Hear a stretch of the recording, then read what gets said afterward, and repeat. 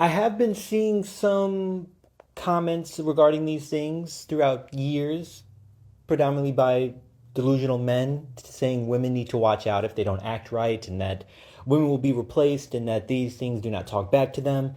But I feel that women would be pretty happy if these same men would stop talking to them. Hello, everyone. My name is Max Aaron James. This is a review of the movie Companion, written and directed by Drew Hancock. This movie is about a robot that goes rogue after killing someone that I don't know if the trailers really said much about this person, but then things go awry and this group of friends try to figure out how to deal with this robot. This movie is more of a comedy, maybe sci-fi comedy, than it is a thriller or sci-fi horror film. And you have Sophie Thatcher, who I believe gives a great performance here, and Jack Quaid, who is there. One of the issues I have with this movie is that it gets a bit shaky in the middle and things happen out of convenience to get from point A to point B, or at by that point maybe point O to point P. You have some character development issues or character decisions that do not make sense to me, but it did not really take away from the movie because I did not have high expectations for this film. This film was actually entertaining for the most part, or it had some entertaining moments, and I enjoyed being there. I don't know. I'm in an iffy space with this movie.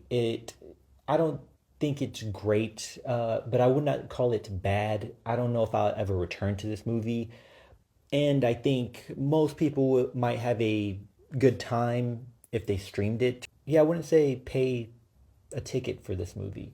I think it is a relatively forgettable film. I think it might make for a good Valentine's Day like movie date. If you're going to take your date to the movies, then maybe this will be all right. It does try to present those elements of love, and I see why they released it, the week before or 2 weeks before Valentine's Day. And I can see some people taking their dates because of the color. I mean, the color scheme alone with pink and red lettering. But I don't think this movie really is a Valentine's Day film. One thing I do appreciate about this movie is that it does not try to delve deep into the idea of what makes you human, what makes a robot human, or these rules about robots not being able to harm humans and it violating it. Although it does present these themes and these ideas, it does not really explore them to the point where it tries to be philosophical. The focus is on a fun, bloody comedy, sci-fi thriller. It's also labeled as a psychological thriller. Whatever. You do pretty much see where this movie is going, but I have said quite a few times before on this channel, it's the journey. The journey is much more important. Is it entertaining?